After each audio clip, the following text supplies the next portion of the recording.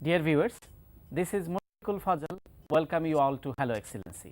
Today we will discuss on United Nations Educational, Scientific, Cultural Organization, UNESCO. And our today's guest, Ambassador Katalin Bogai, President, UNESCO General Conference. And we have a distinguished guest in the studio as well, Professor Dr. Hannan Choudhury, Dean, School of Business, North South University, Dhaka. Professor Hannan Chowdhury, আপনাকে স্বাগত জানাচ্ছি আমাদের এই অনুষ্ঠানে। আপনাকে অনেক ধন্যবাদ। ধন্যবাদ এনটিভি সকল দর্শকদেরকে। আমরা ইউনেস্কো তার অ্যাক্টিভিটিস এবং ইউনেস্কো বাংলাদেশের সম্পর্ক নিয়ে আলোচনা করব। তার আগে আপনার সম্পর্কে একটু জানতে চাইব, কারণ যতদূর জানি আপনার একটি কালারফুল টিচিং এক্সপিরিয়েন্স।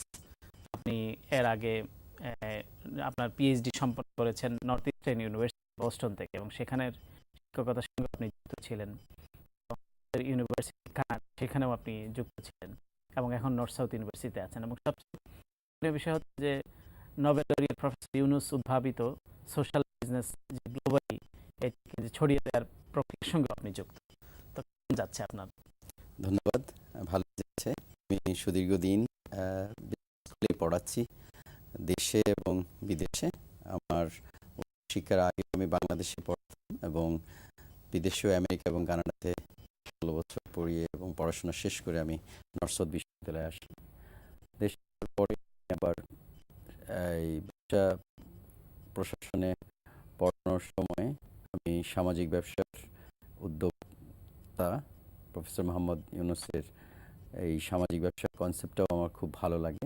আমি সামাজিক ব্যবসার ধারণাটাকে খুব ভালোভাবে নেই এই কারণে যে সামাজিক ব্যবসা আমাদের গতানুগতিক ব্যবসায়িক ধারণার সাথে এটা ব্যবসায়ীদেরকে সুযোগ করে দেবে সমাজের সবচেয়ে নিম্ন স্তরের মানুষের জন্য সুন্দর সুন্দর ব্যবসা ডিজাইন করা, এবং যার মধ্য দিয়ে সমাজের নিম্ন স্তরের মানুষ অর্থনৈতিক কর্মকাণ্ডের সাথে সম্পৃক্ত করা, এবং যারা এই ব্যবসার সাথে জড়িত থাকবে তাদের একটা উদ্দেশ্যই থাকবে যে তারা মুনাফা নেবে, কিন্তু সেই ব্যবসাটা সামাজিক একটা সমস্যার সমাধান করবে। ডক্টর চৌধুরী, আমরা ইউনেস্কো এবং বাংলাদেশের সম্পর্ক নিয়ে আলোচনা করব এবং ইউনেস্কোর অ্যাক্টিভিটিস নিয়েও আলোচনা করব।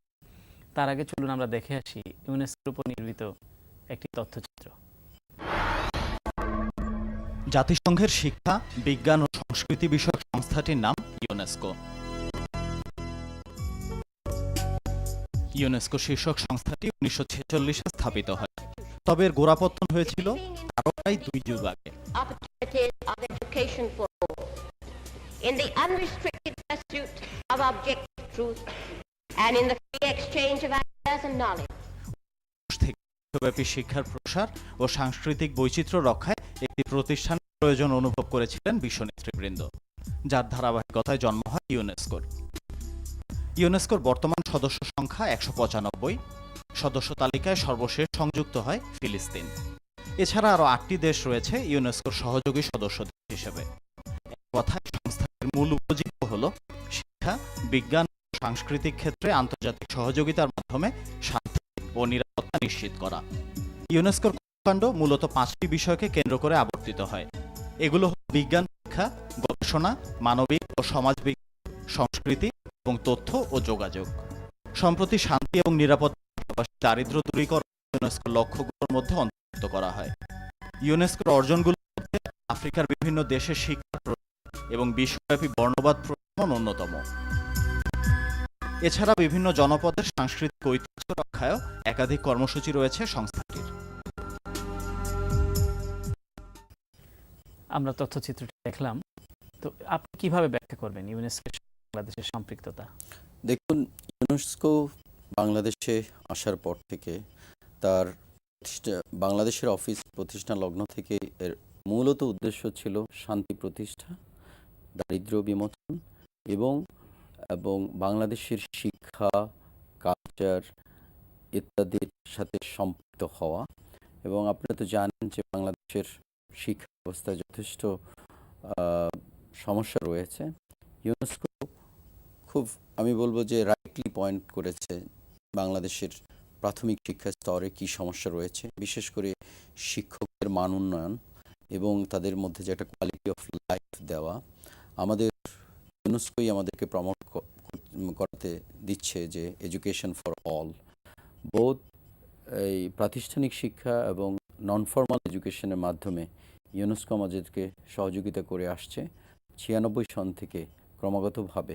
মূলত ইউনেস্কো যেটা করছে যে তারা প্রচুর পরিমাণে শিক্ষকের, প্রাথমিক বিদ্যালয়ের শিক্ষকদের ট্রেনিংয়ের ব্যবস্থা করে এবং তারা কারিকুলামে আমাদেরকে পরিবর্তন আনার সহযোগিতা করে। তাদের অনেকগুলো প্রোগ্রাম রয়েছে বাংলাদেশের প্রাথমিক স্তরের শিক্ষা ব্যবস্থার সমস্যা এবং নিয়ে।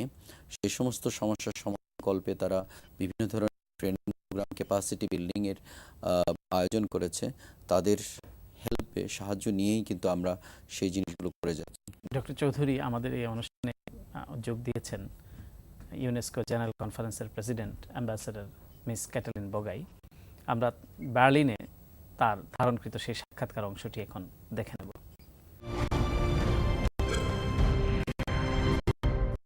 Dear viewers, our today's guest, Honorable Ambassador of Hungary to UNESCO and President of UNESCO General Conference, Ms. Katalin Bogay. Hello, Excellency. How are you today? Hello, I'm very well. Thank you very much. It's great to see you and meet you in Berlin. Okay, it's a privilege for me to be Absolutely. here and to take your interview as well. So, you are the President of UNESCO General Conference and you are the Ambassador of Hungary. So, obviously, you know about Bangladesh-Hungary relationship. So, first of all, I want to know, how do you evaluate this long journey of relationship between Hungary and Bangladesh? Then I'll ask you about UNESCO. You know, as I'm the ambassador of my country, Hungary, to UNESCO, we always have to think about international collaborations. Okay. So obviously Hungary and Bangladesh has been having long diplomatic relations, but within UNESCO, me as an ambassador of my country have been working very strongly and closely together with the ambassador of Bangladesh. We are at the moment 195 countries in UNESCO, and of course the main concept of UNESCO, why it has been set up, is to build international collaborations on the fields of education, culture, sciences, and information and communication. Why? Because we believe that that's the only vehicle which can build peace and security in the world. Yeah. So for me, Bangladesh, I have to tell you, is about the protection of the mother tongue, number one, Yeah. because that's the very strong image of Bangladesh in UNESCO, as Bangladesh was the country which initiated to create the International Day of the Mother Tongue. And we are very much grateful to UNESCO. The UNESCO declared 21st February as International Mother Language Day all over the world. This year, in 2013, the celebration of the mother tongue. Okay. So actually in UNESCO in 2013, it was the celebration of the mother tongue, and it was a collaboration by Bangladesh and Hungary. We invited speakers from both countries, and we asked them to talk about different aspects of the mother tongue. Aspect in the sense of protecting the identity, what kind of identity, cultural identity, and so on. We were talking about the importance of the protection of multilingualism in the net, in the web, in different ways of communication. Social network. We were talking about the importance of protecting the small languages, because of course we have got and we have to have languages which help us to communicate. Like now we are using English. English obviously is internationally a language which is for the people to try to understand each other, try to communicate with each other, because we can't speak our mother tongue. But on the other hand, UNESCO is producing the so-called interactive atlas of the endangered languages. Okay. And we are monitoring many 2,000 languages in the world, and we truly believe that the local governments, the countries, the local policies can help and should help to protect the mother tongue. And everyone has got the human right for the protection of the mother tongue. So for me, obviously, in UNESCO, if I think about Bangladesh, immediately I talk about the mother tongue. Yeah. Yeah, we are here in Berlin, as you know, and you participated already in the ICD conference. And Institute for Culture Diplomacy, they are doing a very good job for promoting culture. What is your comment regarding Institute of Cultural Diplomacy, ICD? I feel very well here. It is not the first time for me to be here. Actually, I was invited to come to Berlin to this institute, and I always thought that UNESCO, which is really the flagship of cultural diplomacy in the world, needs very good partner institutions. And I always thought that in Berlin, the Institute of Cultural Diplomacy is very strongly related to the values and the directions what UNESCO is for. I also was part of the program of the Institute of Cultural Diplomacy in another country, namely in Romania. We had a wonderful international conference, which was in the collaboration of the Romanian government and the Institute of Cultural Diplomacy of Berlin. I think why we have to stop here for a moment is that culture diplomacy for very many people is still not a clear notion. What does that mean, culture diplomacy? So we always have to explain why is it an important vehicle in long-term relationships between the people. I always said that culture diplomacy is a hope for us at least try to understand each other and try not to misunderstand each other.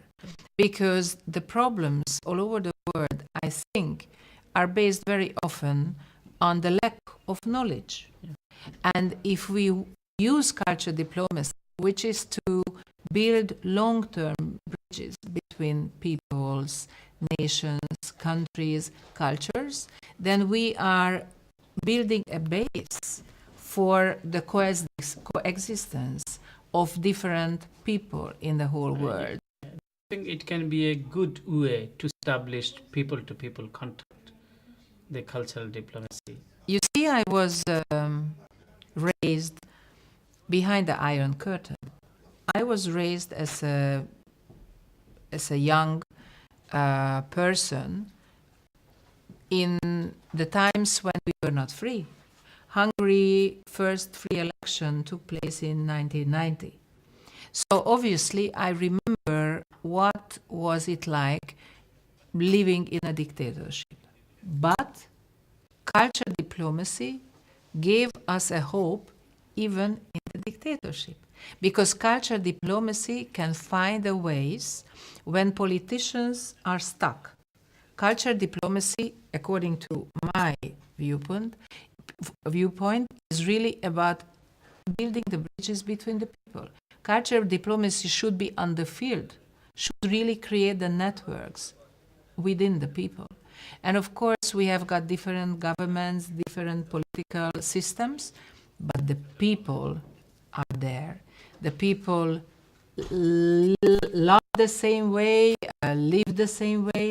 They cherish the same things. They would like to have a better life, a valuable life. So culture diplomacy is a vehicle through which